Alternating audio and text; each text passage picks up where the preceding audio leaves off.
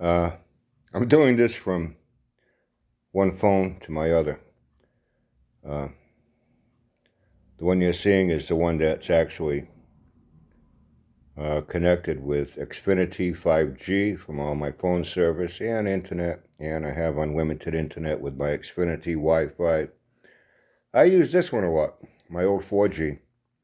It's not activated, for calls and texting, but with Wi-Fi, I can still use it for everything I do. And I actually use this one more. This way, in case I fuck something up, I still have my one here that I really need for calls and texting. This is David Koresh. I bet you're wondering why I'm showing you David Koresh. There are others I could show you, Jim Jones, and many other cult leaders. I recall reading an article a long time ago about cults. And with the birth of this internet, there are internet cults and internet cult leaders. Yes, it's true. And what a cult leader is someone that has an ambition. They need to be a leader. They need a following. They need to feel like they're in some sort of position of power and authority over others. They can manipulate them, control them, get them to do their bidding for them, and most importantly, get people to defend them. They need to be defended at all costs. Look at what this guy did. He got men to give up their wives and young daughters to have sex with David Koresh. They willingly gave up their wives and daughters to have sex with this man. Their wives and daughters went out into the city, shoplifted, panhandled, even prostituted themselves to bring back David Koresh anything they could get in money or goods to support David Koresh. He preached to them. He preached about values, moral standards, the way they needed to behave to follow him in the way of their Lord, that he was their Lord, speaking for their Lord. That's what cult leaders do. Jim Jones got people to drink the Kool-Aid, and there have been many others.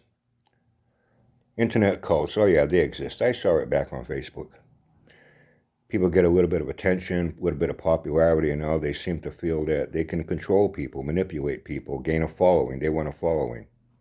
There wasn't a lot of money. There wasn't money involved on Facebook. Here on YouTube, now you throw money into the mix, and now that amplifies their ego and narcissism and their thirst, their quest, their need for power and authority over others and to be able to manipulate them and control their behavior.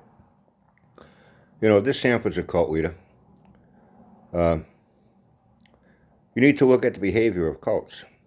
Like I said with this David Koresh, they will do anything to defend their leader, even degrade themselves, sell their bodies. Men giving up their wives and daughters.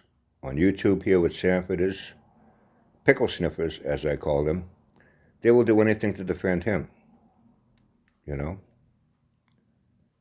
are other people I could mention that have been in the news for quite some time, but I don't like to get into politics. On Facebook, at one time, a few years back, they went on Facebook and they created something like 4 or 5 accounts, and Uncle Brian, and Auntie Billy, an Uncle Zeus, and an Uncle Felix. They even picked on my dog and my cat. And they were going to my profile. And they were taking pictures, and there were several of myself over in the sandbox in the Middle East. And they were posting them, adding their commentary to it, stimming up, adding their commentary to it, and then captioning. They took one where they had, I guess they know how to Photoshop and do little things with graphics. They had me getting shot in the forehead with blood coming down my face, saying that I was shot by my own men because I was hated, and a few other things. They created another YouTube account. Yes, Uncle Brian channel. And they were taking my videos, posting them there, but muting it so you couldn't hear me, and they were adding their own, ad-libbing their own commentary. They went that far.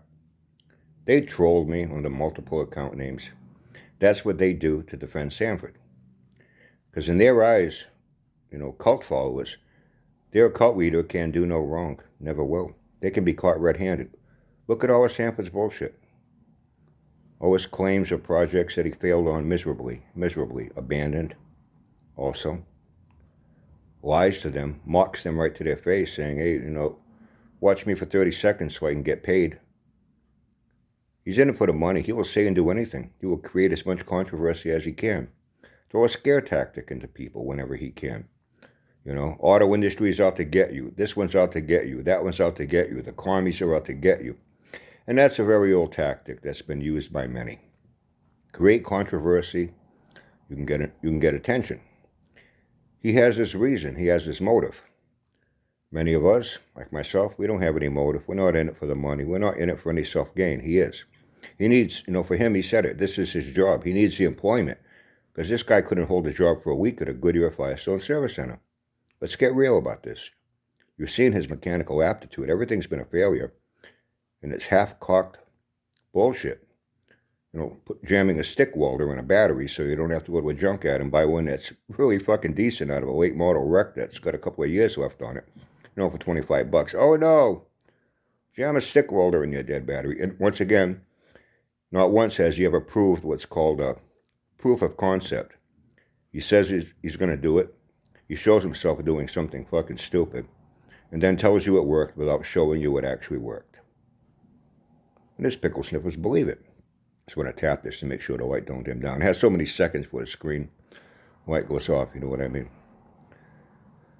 And there have been many articles written about, the psychology, the mentality of cult leaders and cult followers. And how you say cult and first thing you think of, religion. Guys like Koresh, Jim Jones, and many others.